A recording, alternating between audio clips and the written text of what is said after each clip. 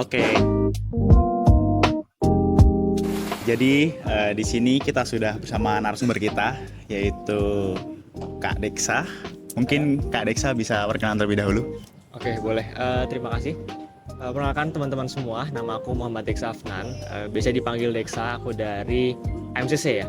Gitu. Jadi di MCC aku sebagai ketua MCC. Periode terbaru periode 2025-2026. Gitu. Oke, terima kasih atas perkenalannya Kak Deksa.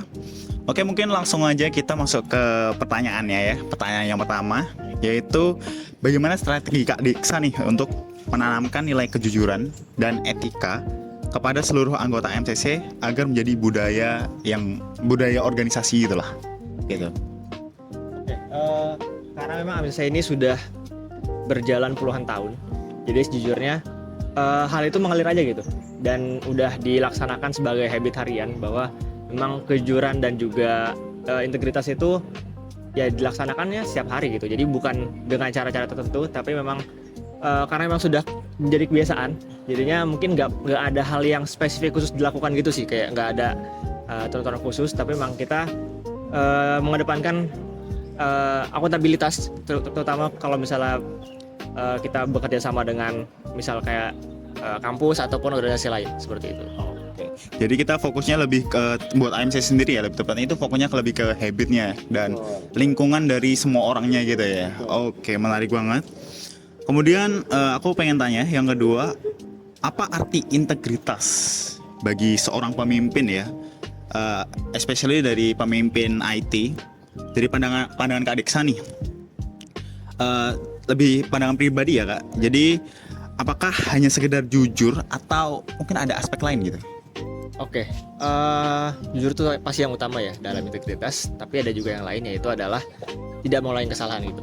Jadi memang setiap tahun karena MCC ini ada regenerasi, jadi memang pasti selalu ada kesalahan-kesalahan yang dibuat oleh baik itu pengurus baru atau pengurus yang sudah agak lebih senior, tapi memang kesalahan itu wajar gitu, karena ya karena mungkin dia belum tahu, jadi di MCC itu menoleransi kebodohan, tapi bukan kegagalan yang berulang gitu. Jadi salah sekali itu nggak masalah, tapi kalau misalnya berulang kali ya pasti ada masalah di situ kan. Jadi makanya kita lebih fokus untuk gimana caranya biar evaluasi yang sudah pernah dilakukan itu nggak terjadi lagi. Oke. Oke, jadi lebih ke evaluasi nantinya biar kayak nggak terjadi kesalahan yang sama di depannya. Maka dari itu kayak banyak ya note yang ada di AMCC ya. Betul, sangat banyak. Oke, selanjutnya mungkin bisa ceritain nggak kayak pengalaman nyata yang Kak Deksa harus ambil keputusan yang sulit nih untuk nguji prinsip kejujuran sebagai ketua. Menguji prinsip kejujuran nggak pernah yang gimana-gimana banget sih, karena memang di MCC sendiri untuk kejujuran itu udah menjadi habit biasanya ya, dan kita emang ngerasanya itu bukan sesuatu yang wah gitu, jadinya nggak ada hal spesifik yang dilakukan gitu, dan memang kita lebih fokusnya ke apa yang bisa kita lakukan dalam arti misal kayak apakah kita bisa ngebuat lomba, mengikuti lomba dan juga menekan lomba, jadi kita fokusnya ke sana gitu. Untuk masalah-masalah kejujuran itu lebih ke daily habit aja, kita memang udah dibiasakan dari awal tuh untuk berlaku jujur. Oke, jadi lebih fokusnya baik lagi ya habitnya. Habit memang kayak di AMCC mungkin fokusnya memang lebih ke antar individunya. Merekanya udah kuat terlebih dahulu atau untuk kejujurannya, jadi ya terbentuk suatu lingkungan gitu ya. Gitu. Udah? Baik. Ya, untuk pertanyaan selanjutnya mungkin akan dilanjutkan dengan saya, ya Mas. Oke, Bagaimana cara Anda mengambil keputusan yang adil dan objektif saat terjadi konflik kepentingan antar anggota atau antar divisi? Oke, kalau konflik kepentingan jujur kalau dari saya sendiri itu suka gitu ya, maksudnya bukan suka ada konflik kepentingan, tapi suka kalau mereka itu sama-sama peduli tentang divisi mereka gitu kan. Berarti kalau ada konflik kepentingan berarti mereka sama-sama peduli nih dengan divisi mereka sendiri gitu. Cuman gimana cara kita menengahinya, itu kita melihat urgensinya dulu, kira-kira urgensinya yang mana yang lebih urgent, dan kita juga berusaha menengahinya itu dengan secara objektif gitu ya. Jadi kita nggak ngelihat selain memang untuk kepentingan bersama gitu. Kita lanjut ke pertanyaan selanjutnya. Bagaimana sistem keterbukaan laporan keuangan yang diterapkan di MCC untuk mencegah adanya kecurigaan atau penyalahgunaan dana? Oke, untuk semua laporan-laporan keuangan kita juga sudah berkonsultasi dengan kemahasiswaan ya di Amikom. Setiap ada acara itu pasti kami juga selalu melaporkan ke pihak kemahasiswaan juga, jadi pasti aman untuk laporan keuangannya. Terima kasih. Oke. Pertanyaan selanjutnya akan saya lanjutkan di suasana yang baru ini, tempat yang baru. Oke, bagaimana sih cara Anda memastikan bahwa proses pemilihan pengurus itu murni, bukan karena kedekatan ataupun maupun titipan seperti yang sebelumnya terjadi di negara ini?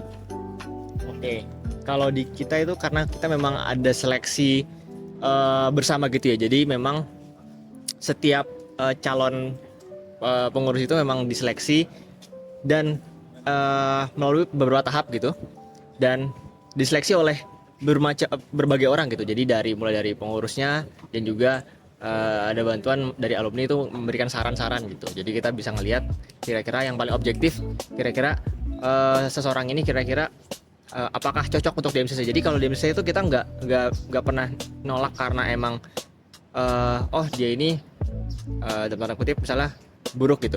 Tapi kalau kita lebih menolak karena memang dengan MCC apakah lingkungannya cocok untuk dia berkembang gitu. Jadi kita memang mengutamakan dari merekanya juga. Kalau misalnya mereka kira-kira lebih cocok di tempat lain, ya mungkin belum bisa langsung kita terima gitu. Oke, terima kasih. Oke. Selanjutnya, bagaimana sih langkah konkret yang Anda lakukan jika menemukan budaya organisasi lama yang ternyata itu kurang baik lah atau nggak bisa diterima menurut pandangan Anda pribadi sendiri?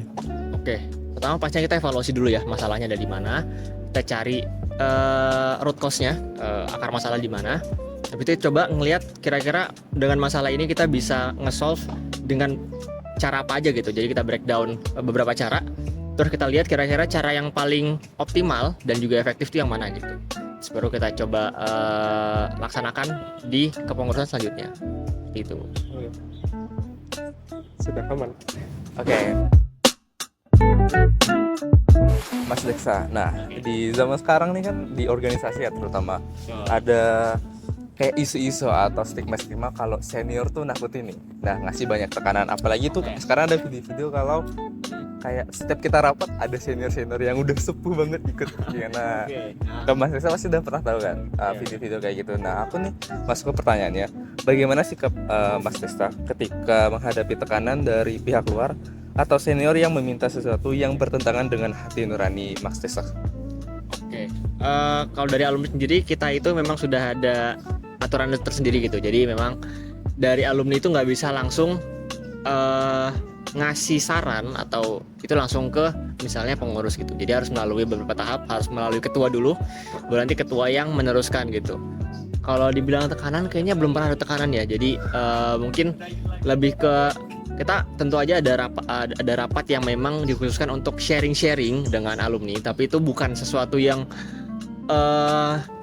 harus untuk diimplementasikan gitu. Jadi memang kebiasaan di MCC ini adalah semua saran dari alumni itu kita tampung sebagai hanya saran, dan kalau memang bagus untuk diimplementasikan itu ya baru kita implementasikan gitu. Jadi nggak semenakutkan itu juga kok. Emang mungkin habitnya juga ya, habitnya emang udah terbangun. Kita sama alumni itu memang habitnya itu lebih ke mutualisme gitu. Jadi kita saling tolong menolong. Jadi bukan yang kayak dari alumni itu mencecar untuk atau dari sana tuh mencecar untuk si pengurus-pengurusnya itu. Oke, berarti di MCC sendiri tuh alumni tuh suportif ya untuk ke member barunya? Betul, sangat suportif banget. Terima kasih untuk jawabannya. Untuk lanjut ke pertanyaan selanjutnya nih, kayak sejauh mana batas tanggung jawab Mas Deksa sebagai ketua jika ada anggota nih di bawah Mas Deksa yang melakukan kesalahan fatal atau melanggar etika? Mungkin kayak kesalahan yang udah berdampak pada keseluruhan organisasi nih. Oke, pastinya di kita juga ada aturan untuk itu. Jadi pertama ada teguran dulu ya, ada teguran lisan 1 dan teguran lisan 2. Jadi kita tegur secara lisan dulu. Kalau masih belum juga nanti kita tegur secara tertulis, kita buat pernyataan secara tertulis. Dan kalau memang masih susah ya jujur aja itu bukan hal yang bisa dipertahankan gitu kan, karena ada integritas yang harus dijaga juga oleh satu organisasi. Ya, jadi ya tapi sejauh ini dari pengalaman saya tahun lalu sih belum pernah ada yang dikeluarkan karena hal tersebut gitu ya. Jadi memang untuk masuk menjadi pengurus saya itu udah menjadi suatu hal yang cukup sulit gitu. Jadi harusnya sih pas sudah jadi pengurus itu nggak begitu banyak masalah. Oke, mungkin untuk follow up pertanyaan nih. Misalkan di tadi kan ada untuk peringatan lisan 2 kali atau peringatan tertulis ya. Nah, bagaimana jika ada anggota yang kemudian nanti di kesalahan pertama itu langsung melakukan kesalahan yang sangat fatal? Gimana menurut Madiksa tuh nanti Madiksa menanggapinya gimana ya? Oke, kalau kesalahannya fatal kita lihat dulu itu kesalahan fatalnya itu berdasarkan apa gitu. Misalnya kayak apakah itu pelanggaran HAM, apakah dia tindak asusila. Nah, kalau udah kayak gitu jujur aja kita juga ada suatu mekanisme tertentu untuk menindak tegasnya gitu dari MCC memang ada mekanismenya tersendiri. Oke, terima kasih jawabannya Mas Diksa. Mungkin sekarang ke pertanyaan terakhir ya. Apa sih contoh sikap atau nilai keteladanan yang ingin Mas Diksa wariskan agar terus diingat dan dilanjutkan oleh pengurus periode selanjutnya nih? Oke. Yang diwariskan oleh saya sendiri itu kebiasaan yang sudah selama ini di MCC gitu, karena emang selama ini MCC itu udah bahkan sangat positif banget gitu. Kita semua selalu bahu-membahu untuk menolong misalnya ada teman yang butuh bantuan atau mungkin bantuan dalam bentuk apapun, dalam bentuk misalnya dia itu butuh dibantu belajar ataupun sebagainya, itu pasti sangat suportif gitu.